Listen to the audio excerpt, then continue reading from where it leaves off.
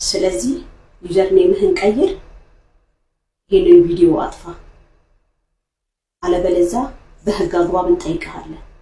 ዶክተርዬ በህይወትሽ ደስተኛ አይደለሽም ወይስ ደግሞ ልጁን ትወጂዋለሽ ነው እንዴ? ምንድነው ቆይ የምትይው? ስራ የለም የሚታከሙ ታካሚዎች ምናምን ነገር የሉም ነው እንዴ?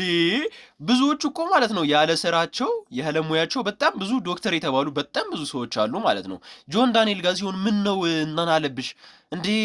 መሰረታዊ ችግር እና ፐርሰናል ኬዝ ካለብሽ ከሱ ጋር ፍቺው እንጂ እከስሃለሁ ምናምን ነገር። ስንት እኮ መከሰስ ያለባቸው በጣም ብዙ ወንጀል የሰሩ በጣም ብዙ ሴቶች የደፈሩ የወጉ በጣም ብዙ ችግር ያለባቸው ሰዎች አሉ። በየቦታው ደግሞ እየተፈናቀሉ ያሉ ሰዎች አሉ። እየተራቡ እየተጠሙ እየሞቱ ያሉ ሰዎች አሉ።